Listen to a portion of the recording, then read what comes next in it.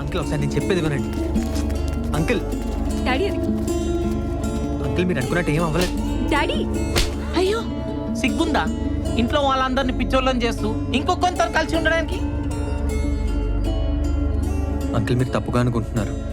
ఇన్ని రోజులు కలిసి విడివిడిగా ఉన్నాం. నేను ఎక్స్ప్లెయిన్ చేస్తాను. ఎక్స్ప్లెయిన్ చేయాల్సింది నువ్వు కాదు, నా కూతురు. మౌనం పాటిస్తున్నా మా నాన్న. అంత తొందర ఏమొచ్చిందా నీకు? 23 ఏళ్ళు వచ్చినా ఏం తక్కువ చూసినా? డాడీ తను చాలా మంచోడు డాడీ. అంటే ఇన్ని చేసినోని నీకు మంచోని వెతకడం చేతగానో అనుకుంటున్నావా?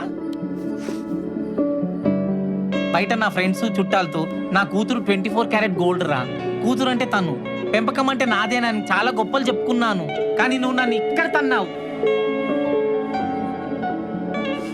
అరే అది చిన్నపిల్లరా, తెలియక చేసింది. నువ్వు పెద్దోనివే కదా, నీ పెద్దరికం ఎక్కడ పోయిందా అన్న? సొంత మన్వరాలు తప్పు చేస్తుంటే 2 చెంపల మీద పీకాల్సింది పోయి వాళ్ళతోనే డ్రామాలు ఆడతావా? అది కాదురా, మంచి సందర్భం చూసుకుని నేనే చెప్దాం అనుకున్నాను. ఏం చెప్తావు? నేను విధవం చేసి ఇన్నాళ్ళు వీడిని దాచానన్నా. ఎలాగూ వీళ్ళ విషయం తెలిసిపోయింది, పెళ్లి చేయమంటావా? కాస్త అయినా బుర్ర ఉండాలి నాన్న. అంకుల్ తాతకి ఈ విషయం మొన్నే తెలిసింది. అసలు దీనికి కారణం నేనే. నువ్వు ఇంకొక మాట మాట్లాడినావు అనుకో, చెప్పుతోని కొడతా.